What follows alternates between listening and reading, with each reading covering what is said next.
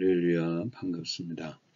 오늘도 말씀 가운데 역사하시는 하나님의 은총이 또 우리 모두에 함께하기를 주의 이름으로 축원합니다. 가도 가도 끝이 없다는 그런 표현을 종종 들을 수 있습니다. 아마도 우리 인생을 염두에 두고 그 표현한 말이 아닌가 싶습니다. 언젠가 그 시골 친구 집을 방문 갔더니 친구가 그런 말을 하더라고요. 직장 구하면 되는 줄 알았는데, 결혼하면 되는 줄 알았는데, 자식 낳으면 되는 줄 알았는데, 자식 가르치면 지가 알아서 할 줄 알았는데, 결혼시키면 다 되는 줄 알았는데, 이제는 손주까지 돌봐야 되고, 그러다 보니 몸은 다 망가져 있다고 그런 말을 한 적이 있습니다. 참 인생을 생각해 보면 가도 가도 멈출 줄 모르는 것이 인생의 시계가 아닌가 싶습니다. 엘리야의 그 사역의 현장을 보면 다른 선지자들의 사역과는 달리, 물론 다른 선지자들도 좀 급박하게 그렇게 살아왔지만 이 엘리야의 사역의 현장을 보면 치열하고 급박하게 그렇게 전개되는 것을 보게 됩니다. 가장 악한 왕의 통치 시대에 엘리야는 부름을 받았고요. 그리고 사역의 현장에 들어가서 하나님을 모르는 왕 앞에서 멸망을 선포해야 되었고, 그 왕의 그 진노에서 또 벗어나기 위해서 그리 시냇가로 여기서 피신을 해서 까마귀의 공개를 받고, 그리고 하나님의 명령에 따라서 시돈 땅에 있는 사르밧 과부의 집으로 보냄을 받습니다. 자, 이 시돈 땅의 사르밧 과부의 집은 상당히 먼 거리입니다. 그림으로 보면 그리 시내에서 시돈까지는 약 112km입니다. 그래서 상당히 먼 거리죠. 지금의 시대 같으면 버스로도 1시간 30분 정도 걸릴 거리입니다. 가서 보았더니 아무것도 없는 가난한 과부의 집입니다. 그것도 마지막 음식을 이제 앞에 두고 자식과 함께 그 음식 먹고 죽으려고 하고 있는 그런 집입니다.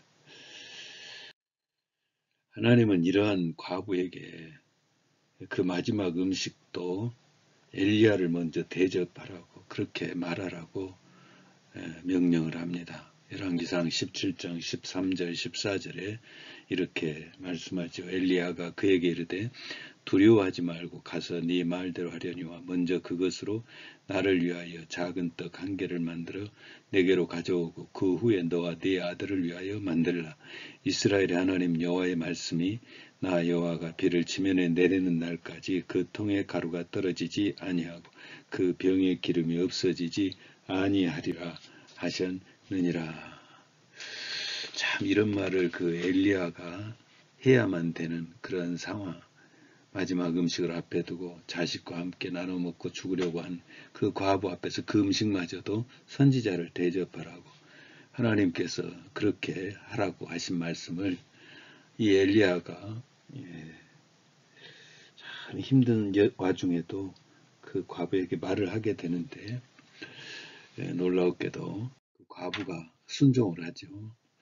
열왕기상 17장 15절 그가 가서 엘리야의 말대로 하였더니 순종의 극치를 보여주고 있는데 순종했더니 하나님께서 복을 주십니다. 열왕기상 17장 16절에 말씀합니다. 그와 엘리야와 그의 식구가 여러 날 먹었으나 여호와께서 엘리야를 통하여 하신 말씀같이 통의 가루가 떨어지지 아니하고 병의 기름이 없어지지 아니하니라. 할렐루야. 놀라운 은혜죠. 자, 오늘 사건은 이제 그 다음에 일어난 사건입니다. 그 아들이 죽습니다. 열왕기상 17장 17절 이일 후에 그 집 주인 되는 과부 여인의 아들이 병들어 증세가 심히 이중하다가 숨이 끊어진지라. 갑자기 하나밖에 없는 그 과부의 아들이 시름시름 앓다가 이제 죽게 된 것입니다. 과부에게 있어서 아들은 정말 생명이고 마지막 소망이죠. 다 잃어도 잃어서는 안 되는 가장 소중한 존재가 아들 아닙니까?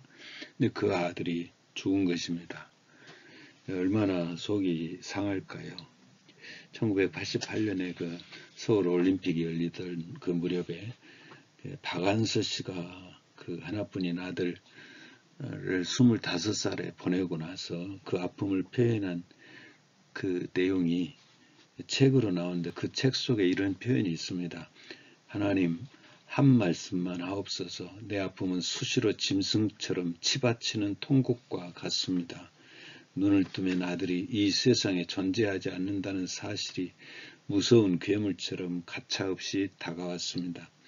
나는 목청껏 아들의 이름을 부르면서 통곡했습니다. 한참 통곡하다 보면 곧 환장을 하거나 무당같이 되어서 죽은 영혼과 교감할 수 있을 것 같은 예감에 사로잡히곤 했습니다. 자식이 죽었는데 나라는 고을마다 올림픽 성화가 도착했다고 잔치를 벌이고 있습니다. 내가 만일 독재자라면 88년 내내 아무도 웃지 못하게 했을 것입니다. 정말 가슴 아픈 표현이죠. 아마도 사르밧 과부의 아픔은 더 했으리라는 생각이 듭니다. 고생하는 아들, 부모 잘못 만나서 아들을 제대로 먹이지도 못하고 그렇게 고생만 시켰는데 그 아들이 죽었습니다. 또 하나님을 잘 섬기기 위해서 그 선지자에게 마지막 음식까지 대접하면서 몸부림쳤는데 그 아들이 죽은 것입니다. 그러니까 이것저것 생각하니까 가슴이 미어지고 정말 속이 상하죠.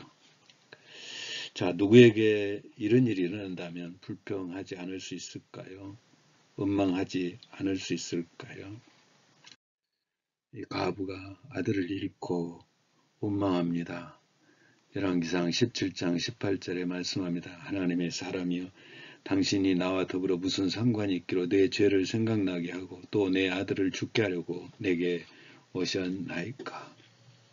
아들이 죽고 나니까 그것이 자기 죄의 결과인 것 같고 그 죄도 또 생각이 나고 또 그 일들이 또 선지자가 오고 나서 또 그런 일이 생기니까 또 선지자도 원망스럽고 다 원망스럽죠. 하나님의 은혜를 받고 통에 가루가 떨어지지 아니하고 병에 기름이 떨어지지 아니한 체험도 했지만 그것도 다 잊어지게 되고 아무런 의미가 없고 세상이 원망스럽습니다.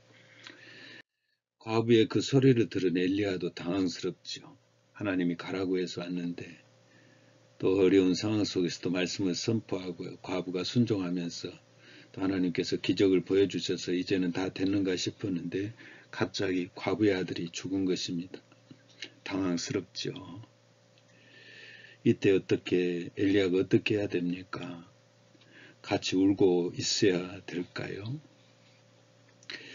그때 엘리야가 한 행동을 보면 죽은 아이를 품고 다락방으로 올라가더니 기도하기 시작합니다. 열왕기상 17장 21절에 말씀합니다. 그 아이의 몸을 3번 펴서 엎드리고 여호와께 부르짖어 이르되 내 하나님 여호와여 원하건대 이 아이의 혼으로 그의 몸에 돌아오게 하옵소서. 감사하게도 하나님께서 그 기도를 들으시고 아이를 살려주시죠. 열왕기상 17장 23절에 말씀합니다. 여호와께서 엘리야의 소리를 들으심으로 그 아이의 혼이 몸으로 돌아오고 살아난지라. 엘리야가 그 아이를 안고 다락에서 방으로 내려가서 그의 어머니에게 주며 이르되 보라 네 아들이 살아났느니라. 귀한 놀라운 기적이 일어난 것입니다. 이 사건을 통하여 하나님께서 보여주시는 은혜가 있습니다. 다 잘 되다가도 순종할 때에도 은혜를 체험했었다 할지라도 또 위기가 주어질 수 있음을 보여주는 순종의 때에도 위기가 주어짐을 가르쳐 주고 있는 그런 내용입니다. 왜 위기가 찾아올까요? 왜 우리 인생에게 또 하나님을 잘 섬기는 이러한 인생인데 과부인데 이런 위기가 찾아온 것일까요? 우리가 총체적으로 한번 그 위기가 찾아오는 경로를 한번 찾아보겠습니다. 첫째는 내 죄로 인한 위기가 올 수 있습니다. 하나님이 죄를 회개하게 하기 위해서 더 정결하게 하시려고 은혜를 베푸시는 중에도 이런 위기를 또 허락하시죠. 다윗의 인구조사가 이런 얘기입니다. 하지 말아야 되는 인구조사를 감행하자 하나님이 온 백성에게 질병을 허락하십니다. 그리고 다윗이 회개하면서 번제와 화목제를 드릴 때에 하나님께서 또 백성의 질병을 치유시켜 주시죠. 그러니 우리 안에 죄의 문제가 더사리고 있을 때 위기를 통해서 또 그런 하나님의 싫어하시는 죄를 발견하게 하고 깨닫게 하고 하나님 앞에 속죄 제단을 쌓으면서 또 용서를 받게 되는 그런 은혜를 허락해 주시는 것이죠. 두 번째 위기는 사단이 가져다 주는 위기가 있습니다. 이것은 욥이 경험했던 위기입니다. 어떻게든 하나님과의 관계를 멀리하게 하려고 하는 것이 사단의 존재 목적이죠. 그래서 이 사단은 그러한 그 관계 차단을 위해서 여러 가지 방법을 다 동원합니다. 자연재난과 또 가족의 아픔, 질병 다 욥에게 찾아왔던 것인데 이때는 정말 속상하고 정말 원망하고 불평하게 되는데 자, 이러한 때 원망과 불평이 앞서는데 우리가 알아야 될 내용이 있습니다. 어떤 일이든 원망과 불평으로는 이길 수 없습니다. 인내하면서 참으면서 기도하고 하나님 앞에 부르짖을 때 하나님의 도우심으로만 이길 수 있는 것이 바로 사단의 시험입니다. 사단의 유혹은 영적인 싸움이기 때문에 내 의지로 이길 수가 없습니다. 예배드리고 찬송하고 기도할 때 이길 수 있는 것이죠.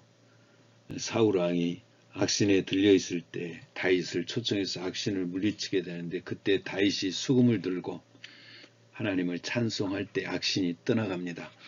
사무엘상 16장 23절에 말씀합니다. 하나님께서 부리시는 악령이 사울에게 이를 때 다윗이 수금을 들고 와서 손으로 탄즉 사울이 상쾌하여 낫고 악령이 그에게서 떠나더라. 세상에서의 영적 승리는 내 힘으로 되어지는 것이 아니라 하나님께서 동행하실 때 주어지는 것입니다. 하나님께서 함께 하실 때에 영적인 싸움에서 이길 수 있습니다. 바울이 고린도 교회 교우들에게 주시는 말씀 중에 이런 말씀이 있습니다.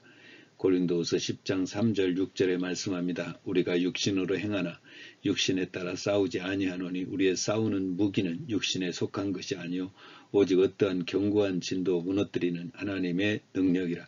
모든 이론을 무너뜨리며 하나님 아는 것을 대적하여 높아진 것을 다 무너뜨리고 모든 생각을 사로잡아 그리스도에게 복종하게 하니 너희의 복종이 온전하게 될 때에 모든 복종하지 않는 것을 벌하려고 준비하는 중에 있노라. 할렐루야. 우리가 우리가 살아가고 있는 이 삶의 현장,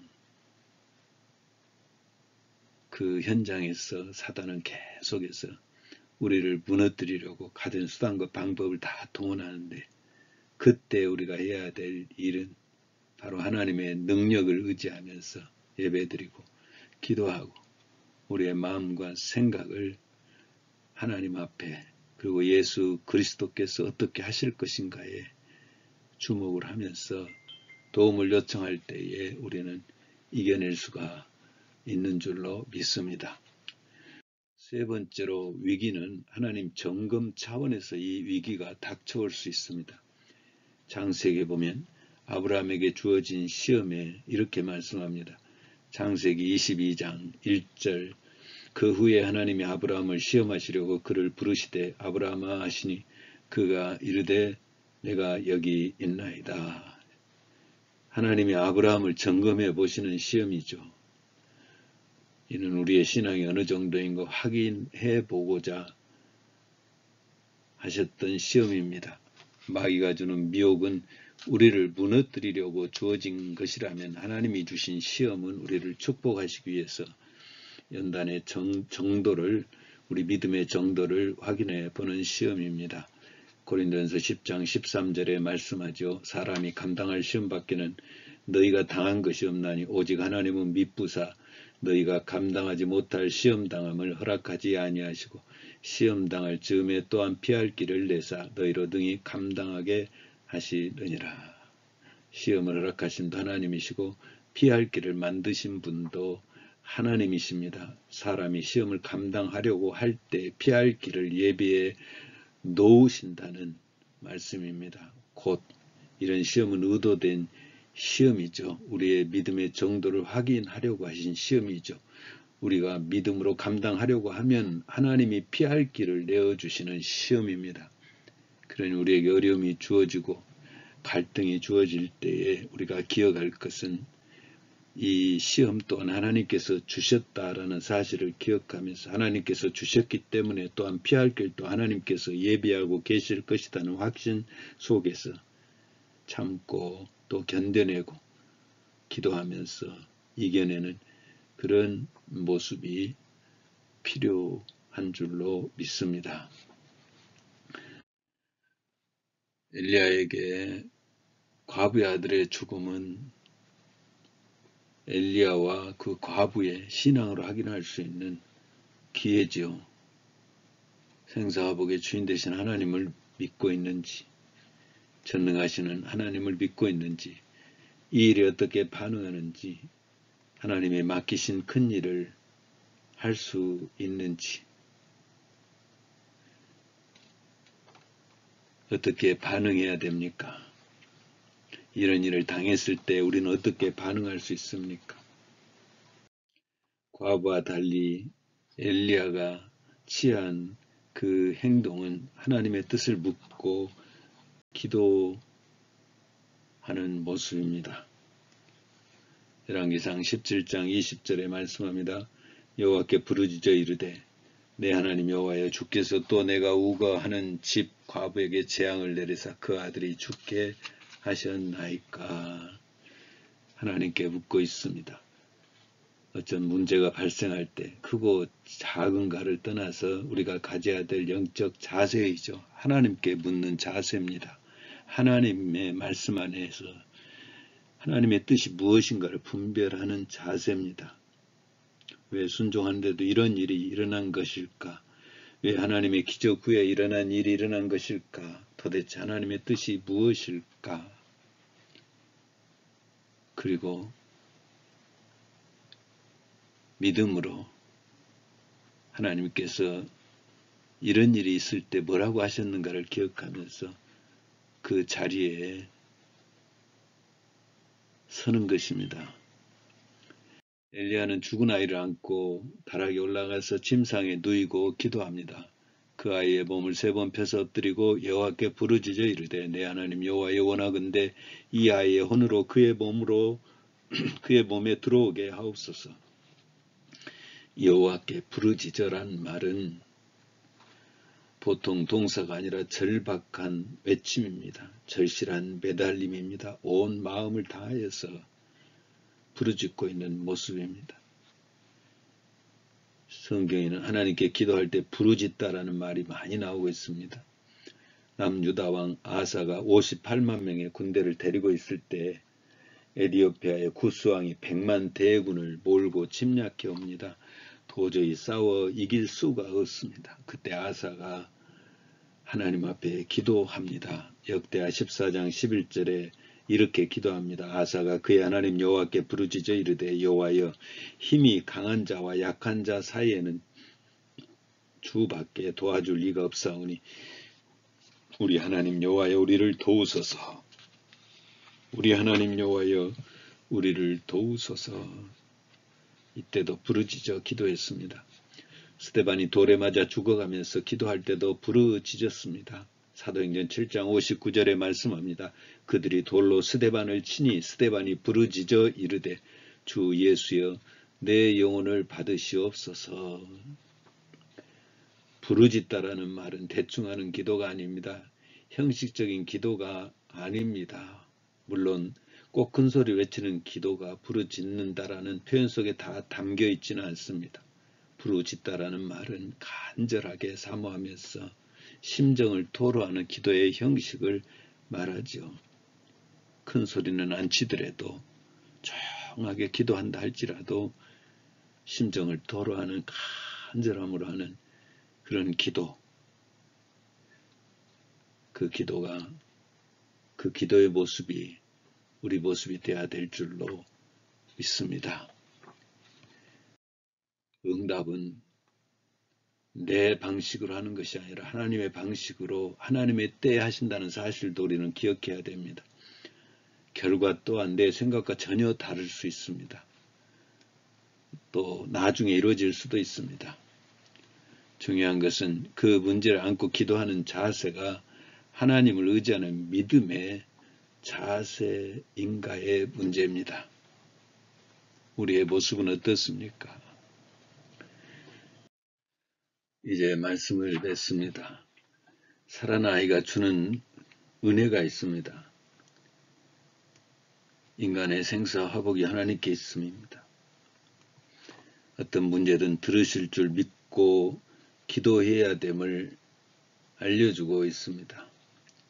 그리고 기도하는 자가 기억할 내용도 가르쳐 줍니다. 기도는 하나님이 명하신 일이고 우리가 할 수 없는 일이기에 기도하라고 하셨고 응답의 결과는 하나님의 권한에 있다는 사실입니다. 우리가 기억해야 됩니다. 근심과 염려로는 해결되는 일이 없습니다. 복음 성가에도 그런 가사가 있죠. 기도할 수 있는데 왜 걱정하십니까? 기도하면서 왜 염려하십니까? 주님 앞에 무릎 꿇고 기도해 보세요. 마음을 정결하게 뜻을 다하여 기도할 수 있는데 왜 걱정하십니까? 기도하면서 왜 염려하십니까? 무슨 일이든지 결과는 하나님께 맡기고 문제가 있다면 담대하게 기도하시기를 주의 이름으로 축복합니다. 할렐루야.